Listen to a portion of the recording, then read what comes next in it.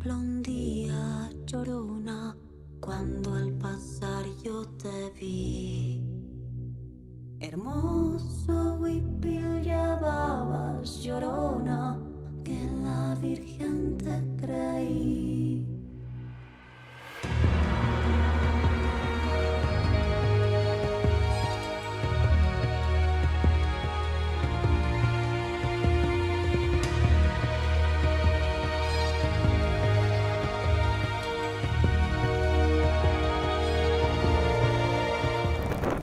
México es la dictadura perfecta. La dictadura perfecta no es el comunismo, no es la Unión Soviética, no es Fidel Castro, es México. Porque es la dictadura camuflada de tal modo que puede parecer no ser una dictadura. El PRI estuvo en el poder durante 80 años. José López Portillo, que gobernó México entre 1976 y 1982. López Portillo participó en las elecciones sin ningún opositor. Como lo dijo él mismo, hubiera sido suficiente el voto de su madre por él para ganar las elecciones.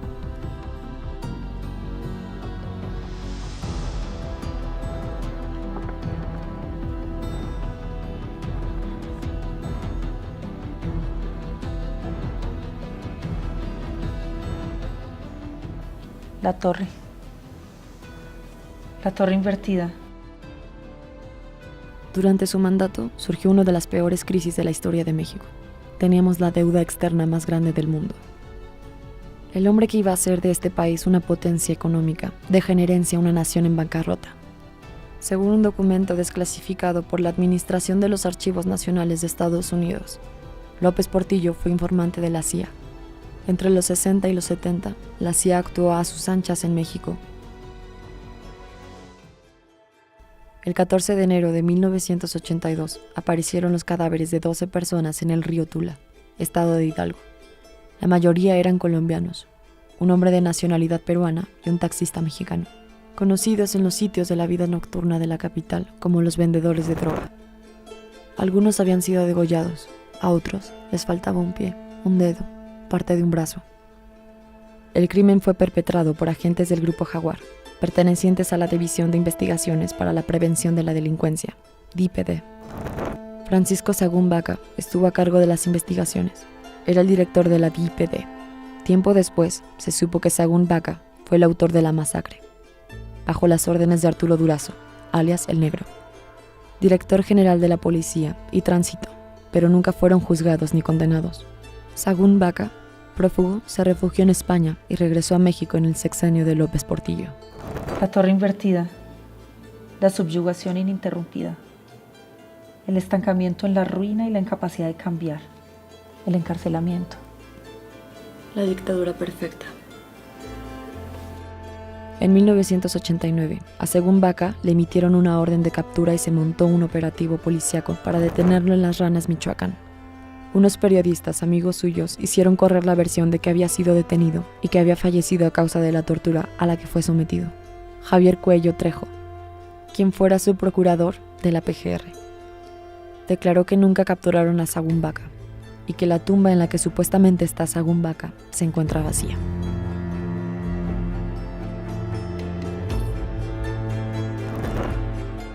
La dictadura perfecta. La dictadura perfecta, sostenido por personajes como Arturo Durazo Moreno, alias El Negro, una de las figuras más oscuras dentro de la política mexicana. También lo llamaban la pesadilla de la Ciudad de México, que entre 1972 y 1982 estuvo al frente de la Policía del Distrito Federal. Fue nombrado por el presidente López Portillo general de división, sin siquiera haber cursado previamente una carrera militar para ello. Como jefe de la policía del DF, Durazo corrompió a la fuerza, torturó a estudiantes, ejecutó a delincuentes, pagó sobornos a periodistas y medios de comunicación. Formó una banda de ladrones de coches compuesta por los internos del penal de Santa Marta. Organizó secuestros y robó a bancos, y participó del narcotráfico. Cuando se desempeñaba como jefe de seguridad de la campaña electoral del candidato del PRI a la presidencia de la República y amigo suyo desde la juventud, López Portillo, Durazo había sido acusado de tráfico de cocaína ante una corte de Miami, pero López Portillo lo encubrió e hizo que cerraran el proceso judicial. Su ex jefe de escoltas, José González González, publicó en 1983 el libro Lo negro del negro, en el que lo pinta como un hombre casi analfabeto, que difícilmente hilaba una frase semicoherente, y en el que asegura que López Portillo no podría alegar inocencia, ni candor alguno respecto a la rufianesca que resultaba la gestión de Durazo frente a la policía. González González, uno de los fundadores del grupo paramilitar Los Halcones, que comenzó con 100 hombres y llegaron a ser 1000. De acuerdo con Juan Pablo Hernández, en países como México y Colombia, con el fin de ser protegidos, hacerse invisibles, blanquear el dinero y ampliar sus zonas de operación, los capos o cabezas de los cárteles se asocian con personajes de grupos políticos, bursátiles, legislativos, policíacos y militares. Forman lo que el autor llama el narcopoder. Según BBC News, del 24 de noviembre del 2018, el primer cártel de México tuvo como líder a Pedro Avilés, conocido como el León de la Sierra o Don Pedro. El primero en llevar drogas como la cocaína desde Latinoamérica hasta Estados Unidos, y no como aparece en la serie Narcos de Netflix, en la que Miguel Ángel Félix Gallardo como pionero. Tras la Segunda Guerra Mundial, Don Pedro organizó a cultivadores de amapola de Sinaloa, en zonas conocidas actualmente como el Triángulo Dorado, para producir opio y enviarlo al país del norte. La relevancia de Avilés en los carteles iba más allá de la ruta del narcotráfico que trazó de Culiacán a Baja California y de ahí a Estados Unidos. Tuvo a su cargo a Miguel Ángel Félix Gallardo, apodado el jefe de jefes, quien junto a Rafael Caro Quintero, apodado el narco de narcos, y Ernesto Fonseca Carrillo, Don Neto, conformaron para el año 1980 el Cártel de Guadalajara, una gran asociación delictiva que perfeccionó sus relaciones con el poder. Ya no era la DFS, Dirección Federal de Seguridad, el interlocutor más importante, sino el gobierno y el narcopoder. Desde Sinaloa y trabajando para Avilés, Félix Gallardo llevó la batuta de conectar el poder con el narcotráfico, ya que entre 1965 y 1968 perteneció a la Dirección Federal de Seguridad, la DFS, y también fue parte de la escolta personal del gobernador priista de Sinaloa, Leopoldo Sánchez Celis. El gobernador fue el intermediario para que el jefe de jefes se aliara con otros mandatarios estatales y así permitieran el paso de la droga. Gallardo llegó a ser uno de los más reconocidos consejeros, accionistas y clientes del Banco Somex, antecesor al Banco Santander en Chihuahua. Y él mismo se presentaba ante la sociedad tapatía como un acaudalado empresario ganadero. También era dueño de restaurantes y discotecas, así lo asegura la Infobae.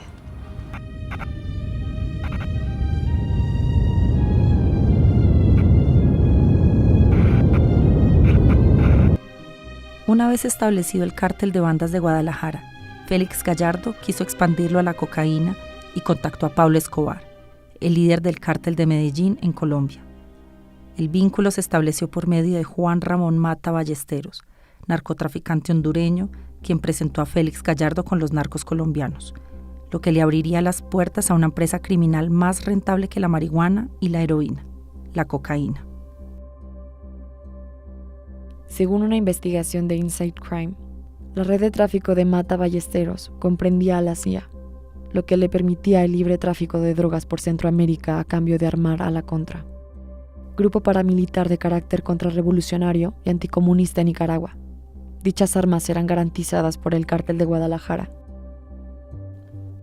Una plantación de marihuana de más de 1.000 hectáreas, propiedad de Caro Quintero, de donde obtenían más de $8.000 millones, atrajo la atención de la DEA. Lo que llevó a Enrique Kiki Camarena, en un sobrevuelo del piloto Alfredo Zavala, a descubrir el lugar, y en noviembre de 1984. Casi un año después del descubrimiento, cerca de 450 miembros del ejército entraron al rancho a destruir alrededor de 8.000 toneladas de marihuana.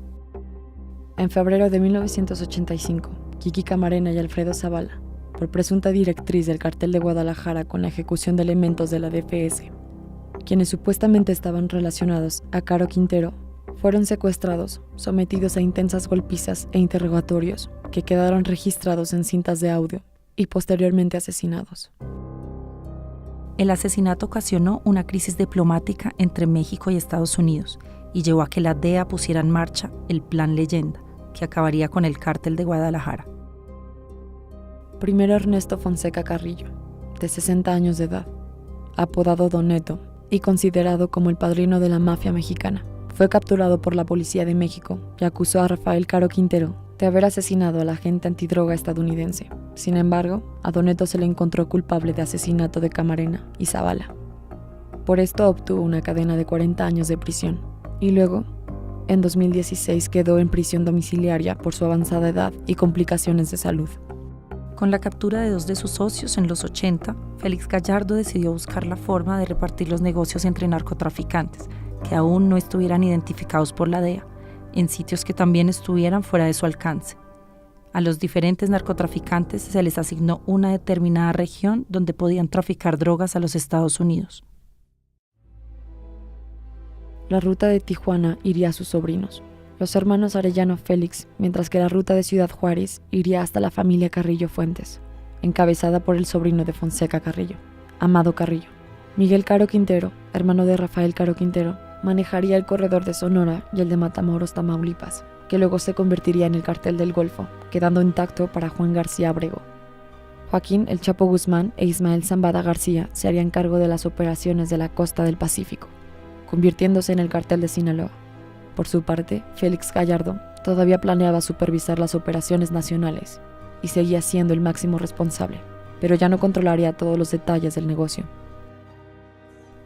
Félix Gallardo fue detenido en 1989 y condenado a 40 años por traficar droga a Estados Unidos, y luego fue nuevamente condenado a 37 años por el asesinato de Camarena.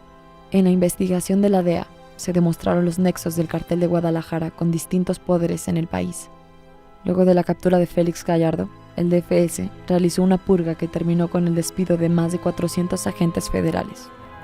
La DEA también acusó a altos funcionarios del gobierno mexicano de encubrir al Cartel de Guadalajara. Cada vez son más notorios los lazos del narco con el poder. Así es. Y debes moverte de nuevo para seguir destapando esta baraja de corrupción. ¿Qué quieres decir? Mira la carta que salió. El carro. El carro, que significa éxito, avance y control. El que representa la determinación para superar obstáculos y logro de metas. Camila, ¿qué te hiciste? ¿En dónde estás? El carro, que al derecho puede indicar el comienzo de un viaje o travesía, así como una lucha interior por mantener el equilibrio, poderes físicos y mentales. ¿Qué? ¿A dónde te fuiste? ¿Dónde estás, Camila? Aquí donde siempre está, ¿En dónde? aquí a tu lado, en tu cabeza, a donde siempre vuelvo cuando me necesitas y me traes, como me necesitaste y me trajiste cuando volviste de Colombia, para ayudarte a encauzar esta investigación. ¿De qué me hablas? De que ya es hora de que asumas esto por tu cuenta y de que lo enfrentes por ti misma.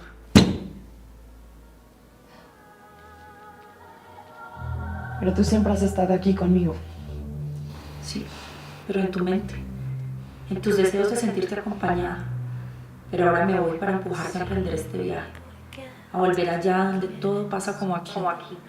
Como si el destino, la vida, las cartas hubiesen decidido que tuviéramos una historia similar, con presidentes espurios y un solo poder, el narcopoder.